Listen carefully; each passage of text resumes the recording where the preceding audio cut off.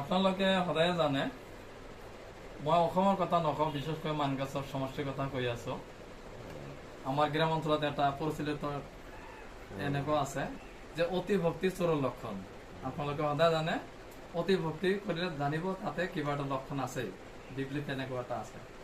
ইপিনে বেছি সন্তান গৰিবৰ লক্ষণ এটাও শুনা আছে, মোৰ মানকাচৰত আছে, আপোনাৰ গোটেই অসমত নাথাকিলে মানকাচৰত আছে।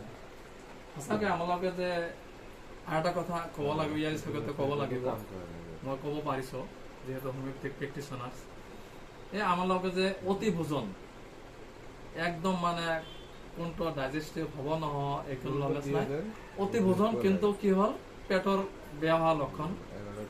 গতিকে মই কৈ আছো আমালোকৰ এই যে চেম্বাৰখন চাওক, মোৰ ভাতিজাৰ চেম্বাৰ ডক্টৰ ৰুমন, মই ইয়াতে আছো। আপোনালোকে চাওক এই এনজাইম আছে, আমাৰ খাওঁতে কিবিলাক লাগে লালটি ওলাই জিভৰ পৰা, টাইলেন আছে, গেষ্ট্ৰিক জুচ আছে, এইবিলাক লৈ পেলাই খাদ্য বস্তু হজম হয়।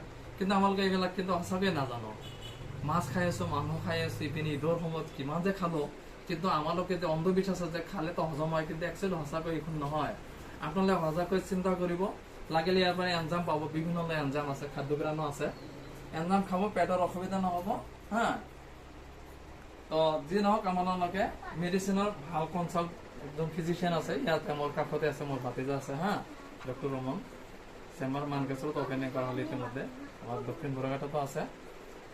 যি হওক আপোনালোকে এখেতৰ পৰামৰ্শ লৈ পেলাই কোন এনজামটো খাব লাগে আপুনি নিজে নিজে দেৱানী কৰিলে নহ'ব, ভালকৈ চাই চিতি লিখি লৈ পেলাই খাব। জয় আই অসম।